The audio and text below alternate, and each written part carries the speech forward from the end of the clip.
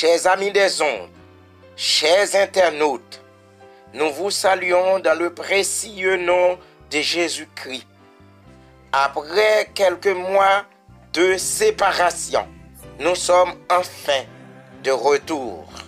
Notre causerie s'intitule « La vie en ville, un danger pour la famille ».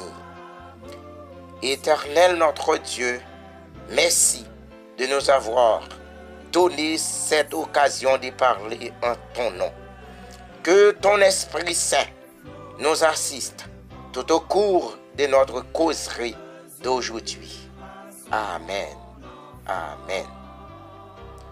En ces derniers jours, de nombreux parents quittent les campagnes pour s'établir dans les villes, croyant y trouver des habitations plus confortables et plus conformes à leurs désirs. Pourtant, par ce changement, ils exposent leurs enfants à de nombreuses et dangereuses tentations. En plus de cela, les jeunes sont livrés à l'oisiveté, à l'amour des plaisirs et subissent les influences de la rue. Ils descendent un à un les échelons de la dégradation, perdant finalement tout intérêt pour ce qui est pur, bon, honorable et saint. Philippiens 4, verset 8. En outre, la vie en ville est anormale et artificielle. L'amour du gain, le tourbillon des plaisirs et des jouissances, la soif du luxe, les jours des vacances, les sports, les jeux et l'extravagance détournent la pensée du but de nos enfants et ouvrent la porte à des maux sans nombre qui exercent sur la jeunesse un attrait presque irrésistible. Par conséquent, les villes abondent en tentations.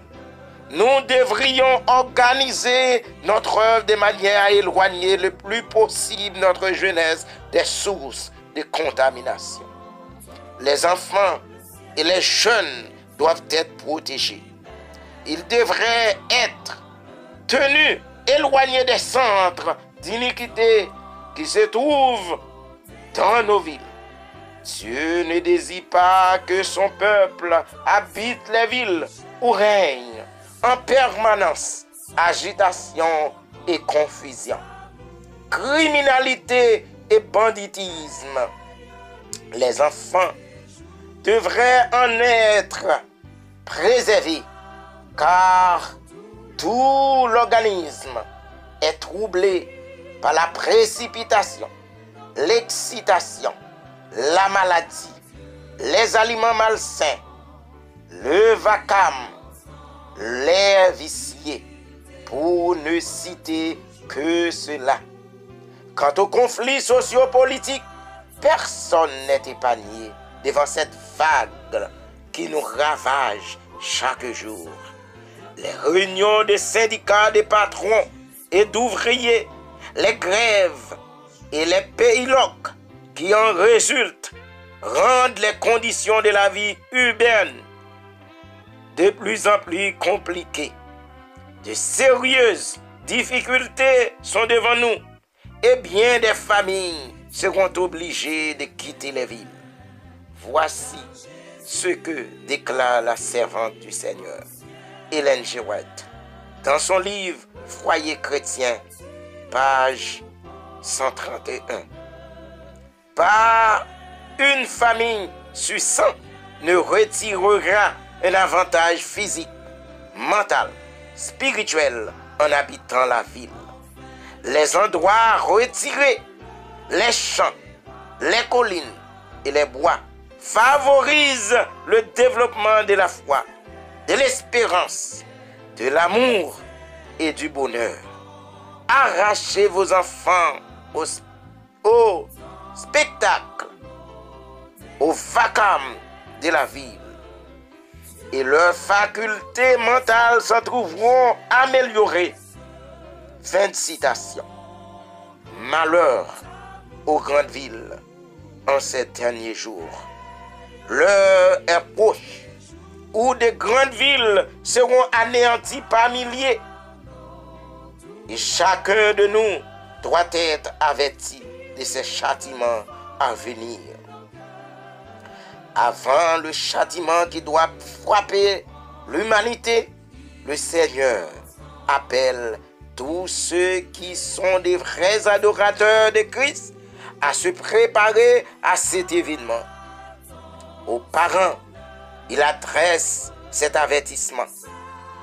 Rassemblez vos enfants dans vos maisons. Éloignez-les de ceux qui foulent aux pieds les commandements de Dieu, de ceux qui enseignent et pratiquent le mal. Fuyez les grandes villes aussi vite que possible. C'est le temps de grandes décisions.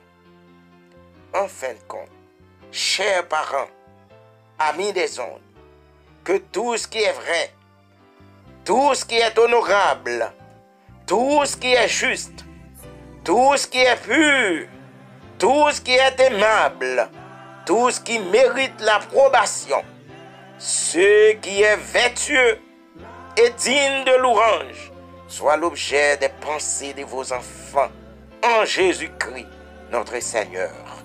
Amen. Amen.